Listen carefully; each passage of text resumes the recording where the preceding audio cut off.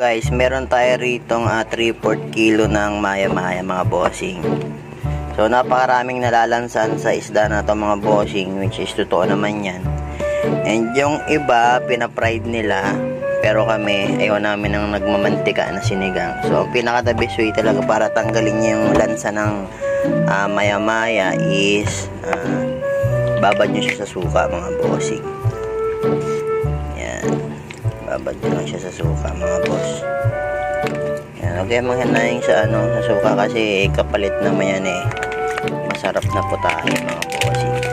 Tsaka ang second purpose niyan mga bossing, diba minsan pag isda, pag sinisigang natin nadudurog. So pag binabad nyo siya sa suka, kumbaga hindi siya madudurog pag binabad nyo sa suka. And kailangan meron kayo nito. Yan. Alam nyo ba yan guys? Ito yung pinaghugasan ng bigas. Hindi yung unang hugas mga bossing Hugasan nyo muna siya ng pang-unang hugas and then tapon nyo. Yung pangalawa, pangatlo, ito na yan. Yan. Yan talaga yung the best way para tanggalin yung langsa ng maya-maya. Mga boss is pag nagsisigang kami, ganito lang yung sahog namin yan. Hindi naman kailangan bonggang-bongga yung mga sahog nyo kasi nagpapasarap talaga dyan mga bossing. Ito, yan yung last dito. Di joke lang.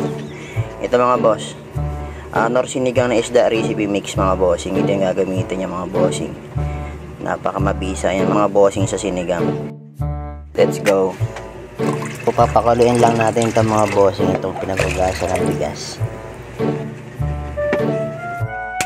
Ito na siya mga bossing. So unahin natin yung pag may peche kayo, isabay nyo na yan sa unang lagayan ng unang ingredients nyo. Tapos yung dahon is sabay nyo na lang to sa isda mga bossing.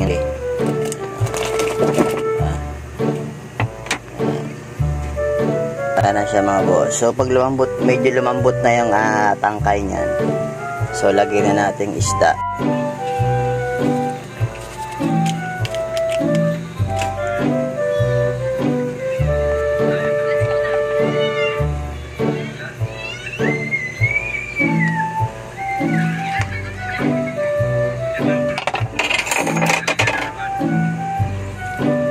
Mahirap guys pag walang cameraman mga bossing, may sakit So yan, nilagyan natin isda mga boss.